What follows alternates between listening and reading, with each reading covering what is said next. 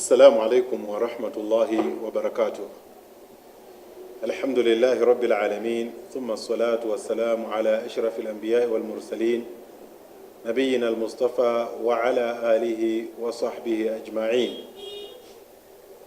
Choyamba tumemika Allah subhanahu wa ta'ala madarisu ndintendere zipite kwa mtumi kwako maliza Muhammad sallallahu alayhi wa ala alihi wa sahbihi ajma'in. رب اشرح لي صدري ويسر لي أمري واحلل عقدة من لساني يفقه قولي. Tukumpemba Allah tabaraka wa taala utafe wese lirimera ngali maso ntchito imene tikufuna tigwire pano ikhale yophweka wonjezera apo Mulungu Allah subhanahu wa taala awachite mapirikaliro anu kukhala omvetsetsa ndiponso mitima yanu kukhala yosunga nagwirisira ntchito zimene tilankhulane pano. Lero lino tikufuna tikumbusane chimozi mwa malamulo a Chisilamu okhuzana ndi chikhalidwe cha munthu makamaka poyang'ana za maufulu a mwana. Ndipo ufulu umenewu ndi ufulu umene tingaunene kuti kumuyamwitsa mwanayo.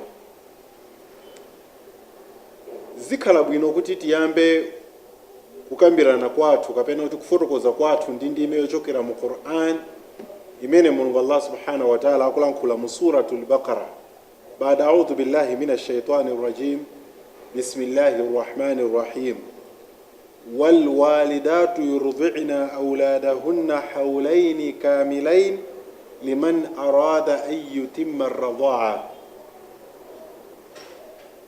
Akuti ndithu azimayi kapena kuti ndi lamulo limene lili kwa azimayi, langizo limene lili kwa azimayi kuti ayamwitse ana awo zaka zokwanira ziwiri kapena kuti miyezi yokwana 24. Imene ikhale ndithu yokwanirira bwinobwino. Izi zili choncho liman arada ayyutimma ar-radha'a, kwa uyo amene wafuna kuti akwaniritse nyengo komanso akwaniritse kuyamwisa. Kusonyeza kuti ngati munthu wafuna kukwaniritsa kuyamwisa bwinobwino ndiye kuti athe kuyamwisa zaka ziwiri zokwanira bwinobwino mopanda kupungula. Imeneyi ndiye kuti ndi maximum period imene munthu ungathe kumuyamwitsa mwana wako amene wangobadwa kumene. Ndi chifukwa chani Allah subhanahu wa ta'ala anatiphunzitsa period imeneyi. Pali zifukwa zambiri zosiyana zimene Mulungu waziyika kukhala ngati phindu lobwerera kwa mayi komanso lofikira kwa mwana chifukwa chakuyamwisa miyezi yokwana 24. Apa zikutanthauza kuti akanena kuti liman arada yutima radhaa, kuti amene wafuna kuti akwaniritse, kusonyeza kuti ena afuna mwina sakwanirisa zaka ziwiri zonse. Koma chosatira chake nchonena kuti ngati munthu sakukwanirisa zaka zonse ziwiri zoyamwisa ndiye kuti iyeyo wapungula kapena tinene kuti wazichepesera ubwino kwa iye komanso kwa mwana amene akuyamwayo wa kuyamwa mkaka wa mawere ake amzimayiyo. Ndiye mkona Allah subhanahu wa ta'ala akulankhulanso kunena kuti wa 'ala al-mauludi lahu rizquhunna wa kiswatuhunna bil ma'ruf. Komanso munthu uja amene ali mwamuna yemwe mwanayo ndi wake ndithu akuyenera kumuveka mkaziyo komanso kumudyesa mkaziyo. Chifukwa chani? Chifukwa chonena kuti zakudya zimene mwana uja akuyamwa zimakhala kuzera mu zakudya zimene mayi aja adya. Ndipo tikudziwa kuti nkhani yakuveka mkazi ndi nkhani imene Chisilamu chidakhala chikulimbikitsa kwambiri kuti mzimayi naye azivala moziyenera kapena kuti molemekezeka. Ndipo akuti zimene zizichitike bil ma'ruf, malingana ndi nechi kapena tineti malingana ndi mmene zikudziwikira kupata kwa munthu ameneyo. Kapenanso iye aititha kunena kuti al-urf kuti mmene zimadziwikira kumbali ya chikhalidwe cha mtundu wa anthu amenewo, kuti kodi munthu akati kuti wadya amakhala kuti wadya chiyani, nanganso akati wavala amakhala kuti wavala zovala zanji.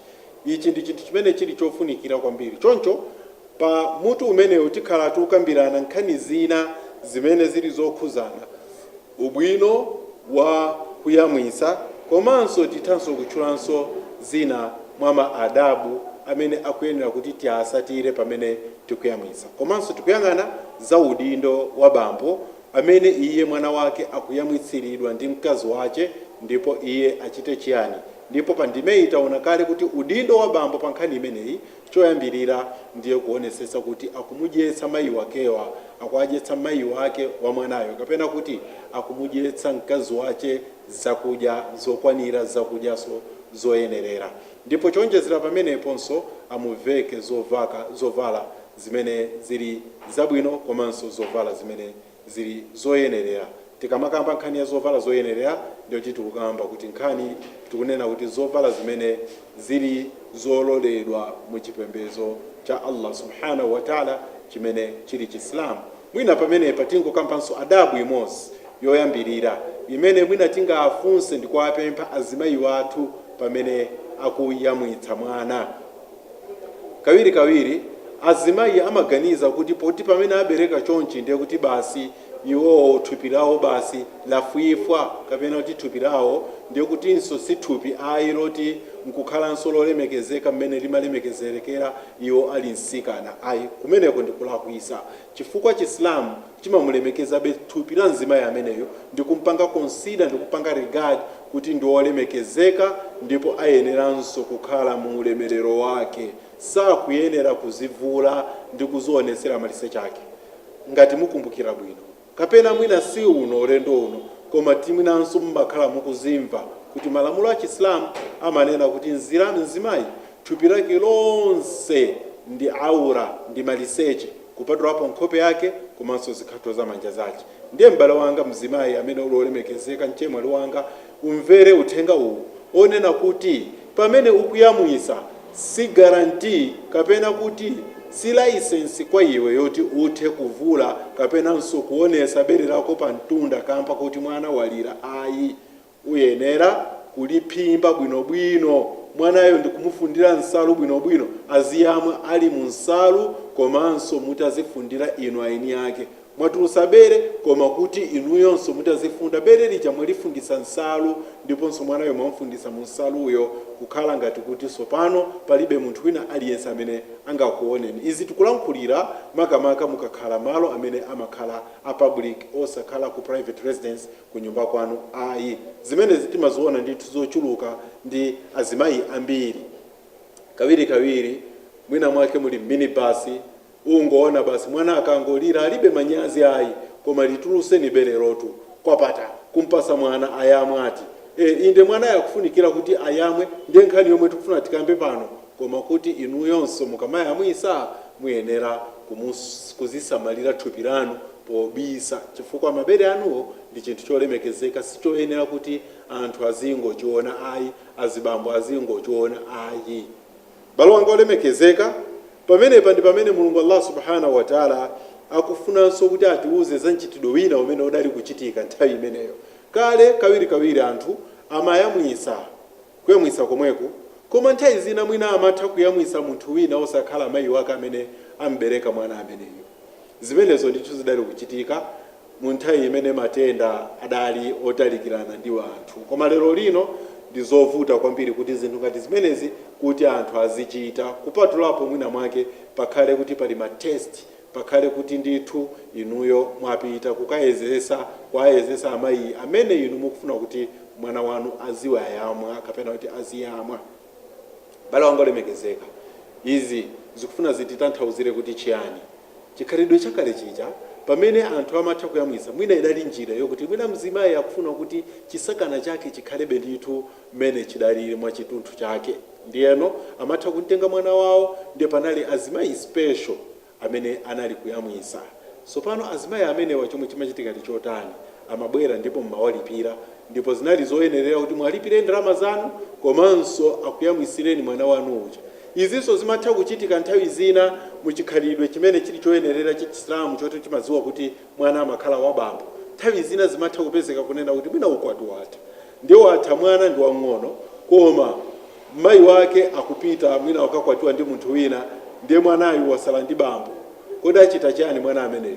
Amatha kutengedwa. So pano ndi anthu ena aja kulemba mwalemba ntchito azimayi ena kuti mtengeni muzimu yamwisa mwanayu mpaka na zaka ziwiri zikakwana kenako mutibweresere zikazatha. Koma mu nthawi imeneyi ndiye kuti umapereka ndalama zomwe zimapita kwa azimayi amenewo. Komanso chimozimozi chisilamu chimanenetsetsa kuti ngati ukwati watha ndiyeno mkazi yomwe ali ndi mwana wang'ono ndiyeno mwanayo akamayamwisa ndiyo chino mukuyenera kupanga support, kupereka support ina iliyonse imene inuyo muli mukuthekera nayo malingana ndi kupeza kwanu yoti mpaka na mwana uja athe kuyamwa. Izi zili choncho malingana nkuti zakudya zimene mwanayu amadya zikuchokera kwa mayiwa, kotero muyenera kuwapasa mayiwo zakudya kuti azidya. Sono mbale wanga kuti uonenso maadabu amenewa ndi pamene sopano tikuona kuti Allah subhanahu wa ta'ala sadangoyika mchitidwe oti munthu aziyamwisa kapena kuti mzimayi ayamwitse mwana wake zaka ziwiri izi mopanda ubwino weniweni ayi.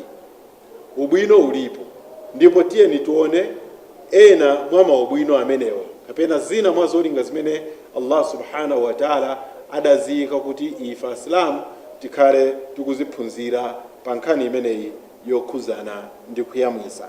Chinthu choyambirira chimene inu mungachidziwe kumbali ya kuyamwisa ndichonena kuti mkaka wa mayi labanul ummu muaqqamu jahizun laysa lahu makrubat, kuti mkaka wa mayi wa mawere umakhala kuti ndi ochosa kale ma infections kapena kuti umakhala ngati kuti mmene timanenera kuti otsukika kale kuchokera ku matenda, uli wokonzedwa kale opanda ma microbacteria kapena kuti ulibe tima bacteria tina tili tonse ayi, ulibe tizirombo tomwe tingathe kubweresa vuto kwa mwana ameneyu amene wabadwa kumene. Kotero ubwino wa mkaka umene umakhala okonzedwa kale.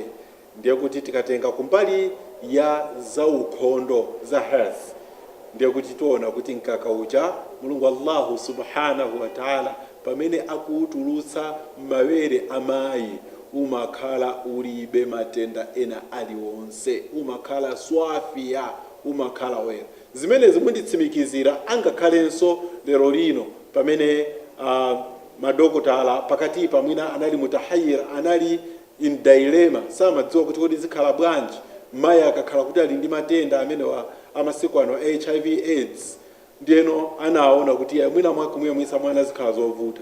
Koma lero lino akuvomereza kuti ayi ndithu mutha kumuyamwisa mwana pa miyezi yoyambirira 6 chifukwa chonena kuti chani akuona kuti miyezi imeneyi palibe kuthekera kwina kulikonse kuti mwana kapena kuti usinini wake kapena mwinanso tinene kuti atha kukhala ndi mphamvu zoti mwina nkwaluma mayi wake ndikuwapasa bala iye nkuyamwa magazi. Izi zili choncho. Sopano chisilamu chidanena kuti ayi ndithu madzi amene aja kapena kuti mkaka umene uja umakhala wokonzedwa kale. Phindu lachiwiri ndronena kuti mkaka umene uja Mulungu Allah subhanahu wa ta'ala adawuyika kale ma ingredients oyenerera. Ma ingredients oyenerera tikutanthauza kuti zonse zimene zili mu mkaka umene uja ndi zoyenerera malingana ndi thupi la mwana. Ngati Mulungu Allah subhanahu wa ta'ala adalenga mkazi kuti aziyamwisa kumuyamwisa mwana wake, adayika kuti pakhale kufanana pakati pa umoyo wa mwana ndi ma ingredients ankaka umene uja. Zikusiyana ndi kutenga mkaka wa ng'ombe kapena umene timango opangawo. Ndikuti mkaka umene uja umayeneranso mwana wa ng'ombe, suyenerana ndi mwana wa munthu ayi.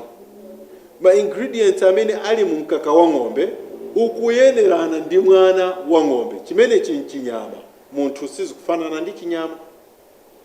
Ndiyeno Mulungu Allah subhanahu wa ta'ala pamene adawika mkaka wa mwana kuti uzitha kuchokera mwa mayi wake, adawika oti ma ingredients yake azigwirizananso ndi mmene munthu alili, ndi mmene mwanayo alili. kotero mwana uja kuyambira pamene akubadwa ma ingredients yake aja amakhala akupangidwa adjust kufikira pamene iye uja akukula kufika zaka ziwiri zija. Ndeuti mkaka umene amauyamwa poyambirira ma ingredients yake obviously ayenera kukhala osiyana chifukwa kuti ayenera kulingana ndi mmene tsopano mwanayu akukulira. Balongo lemekezeka mwa Allah subhanahu wa ta'ala tikungokumbusana za kufunikira kwa kuyamwisa mkaka wa mawere. Ndipo chinthu china chimene chili chofunikiranso kwambiri kuchidziwa cha ubwino wa mkaka umenewu ndichonena kuti mkaka wa mawere umenewu yahtawi ala kimiyatin kafiya min alprotein wasukar binisabi tunasib at-tiflu tamama. Akuti mkaka umenewu wa mzimayi umakhala kuti uli ndi quantity yabwino ya ma proteins komanso sugar amene ali oyenerera ndi mmene mwanayo alili. Allahu akbar. Ichi ndi chisoni cha Allah subhanahu wa ta'ala. Komanso tikamaphunzira zimene zitidziwe za kulemekezeka kwa chipembedzo chimene cha Islam kuti chidakamba mbali zonse zimene zili zofunikira kwa munthu kuti azidziwe. Ndi akuti mkaka umenewu uli ndi ma proteins komanso sugar oyenerera kwa mwanayo. Mene tatenera pa mfundo yachiwiri ija kuti ma ingredients yake ndi ofanana ndi chikhalidwe cha mwanayo. Komanso apaso angakhalenso protein wake ndi sugar wake ndithu akuyenerana ndi mmene mwanayu alili. Balongo olemekezeka. Mfundo ina ya nambala 4 ndionera kuti mwana amene akuleredwa kapena kuti amene akuyamwa mkaka wa mayi wache kukula kwake kumakhala kwa changu kwambiri kusiyana ndi mwana amene akuyamwa kapena akumwa mkaka ongopanga wanthuwa. Izi zili choncho malingana ndi mmene tafotokozera kale kuti Allah subhanahu wa ta'ala ndi amene akudziwa za mwana uja ndipo ndi amene adampasa zoyenerera zoti zikwanirane ndi malingana ndi ma ingredients amenewa. Ndiye pali mfundo ina imenenso ili yofunikira kwambiri. Mfundo imeneyi yokufunikira kwambiri makamakanso angakhalepo wakonza chikhalidwe cha mwana. Chiislamu chimatiphunzitsa kuti munthu amene akufuna akwatire akuyenera asankhe mayi a mwana wache amene ali abwino. Chifukwa chani? Chifukwa chonena kuti mwana amatenga chikhalidwe cha mayi. Now, pamene mwana akuyamwa kwa yamwa mayi wache, pamene paja amakhalanso akutenga chikhalidwe chawo cha mayi waja. Ndiye ngati mayiwo chikhalidwe chawo chili choyipa tingoyerekeza Mulungu atitalikise ndi azimai amenewo. Ndiye kuti mwana yunso akungoyamwira zomwezo ndendende. Koma mwana mayiwo ngati ali chikhalidwe chawo chabwino mudziwenso kuti mwanayo akuyamwiranso zitizo zomwezonso chimozimozi ndendende. Ndiye apa akutiuza kuti pamakhala kulumikizana sopano pakati pa mayi ndi mwanayo, kulumikizana kwa chikhalidwe komanso kulumikizana kwa chisoni. Zimayi amene sakuyamwisa mwana wache, mwana amene akungomwa mkaka wa ng'ombe, ndizovuta kwa mwana ameneyo azadziwe kufunikira kwa mayi wache chifukwa choti sana khale ndi nthawi yopanga connect ndi mayi wake apart from nthawi imene iye adali m'mimba mwa mayi wache. Koma pamene wakulamu panalibe connection ina iliyonse imene inakhazikika kwa mwanayo kuti awa ndi mayi anga. So pano kani imene timayifotokozanso kwambiri kuti kawiri mwina azimayi amene ali pa ntchito amatenga ana awo kuti akangobadwa kumene kwapezera ntchito kuti azakulerera kapena iyayi iwonso ndipo sakhala pomwepo ayi. Mwina ana awo aja amakatenga ndi ukasiya ku sukulu kapena ku daycare center. Ndiyeno ndimakumbukira ulaliki wa Imran Hussein nthawi ina yakadalankhula kuti adafika ku England ku Europe kumeneko. Ndiye anawafunsa ana ali pa daycare, wafunsa kuti kodi malo ameneno mungakonde kukhala ndi ati? Kukhala kuno ndi ana nzanu kapena kukhala ndi azimayi anu ku nyumba ndi kumasewera nawo? Ana aja anati ayi tikanakondwa tikanakhala ku nyumba ndi amayi tizisewera nawo. Okay? Ndi anapita sopano kulinso macare center ankhalamba. Kaya kumene kwa mazitcha kuti mayina chani zimene zakuzizwa ndi ene. Koma kuli malo ndithu osungira nkhalamba. zikatopa mmakomo mwa amangozitenga, ana akangotopa nazo amangozitenga. Tiyeni muzikakhala komwe kuli nkhalamba zinzanu. Ndakuti adapitanso kumene kucha Sheikh amene wa Sheikh Imran Hussein ndi ukawafunsa anthu aja kuti kodi inu nkhalamba inu mukanakondwa muli kuti kukhala pa khomo ndi ana anu nkumacheza ndi zizukulu, kapena kukhala kuno koma kukhala ndi nkhalamba zinzanu nkumaona za chilendozi? Ndipo nkhalambazi akuti zonse zidayankha kunena kuti iyayi ifeyo tikanakondwa tikanakhala ndi ana athu kumachezanso ndi zizukulu zathu. So pano kuti muione nkhani yonse ndi tit for tat, chizungu amatero.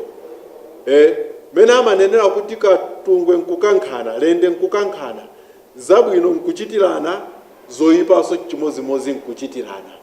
Ana aja pamene inu munabereka munatenga ndi ukasiya kutekea. Pamene inu mwakula nawonso akutenganiso kokusiyaniso ni kutekea. Akubwenzerani zimene munachita amuli ang'ono, ana aja ali ang'ono. Sono zimenezi zimasowa kwambiri chifukwa choti ngati mzimayi sanakhale ndi mwana wake 2 years akumamuyamwisa mwana uja ndikumatha kudziwa kuti amene ndikwaya mwawa ndi amayi wanga, ndikumapanga develop chisoni, komanso mayi yusu nkumapanga develop chisangalalo ndi chisoni ndi chimwemwe kumaona chinthu chimene iye wachifikitsa pa dziko lapansi pano mu chifuniro cha Allah subhanahu wa ta'ala kuti sopano chikukula, ndipo kuti chikule chikupanga depend life ya iyeyo ya mzimayiyo pomuyamwisa mwanayo. Zimakhala zinthu zosangalatsa kwambiri. Ndiye nkuona ana lero lino ambiri akupulupudza chifukwa chosawayamwisa kapena chosawapasa nthawi yokwanira ndi mayi wawo yoti aphunzitse chikhalidwe chimene chili chabwino. Balo wanga olemekezeka mwa Allah subhanahu wa ta'ala. Allah subhanahu wa ta'ala pamene adawika mkaka wa mwana wa mbawere, mkaka umene uja Allah subhanahu wa ta'ala adawika pa temperature yofanana ndi mkamwa mwa mwana. Allahu akbar. Taona ni Chiislamu, kwa taona niso ni kuopsha kwa Allah subhanahu wa ta'ala. Adawika mkaka umene uja uzifanana ndi temperature ya mkamwa mwa mwana. Umakhala otentera bwino komanso sozizira. Inu mukakonza mkaka kuyika mbotolo obviously omazizira, mwana ujaso sama ufuna komanso omatha kutentha kwambiri, mwana ujaso ndikumalira akauyama.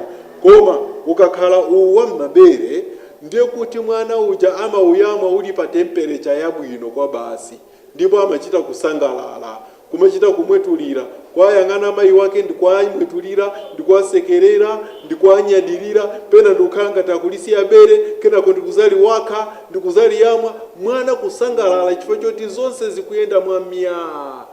Temperature ya mkaka ikuyenerera ndi mmene iye alili.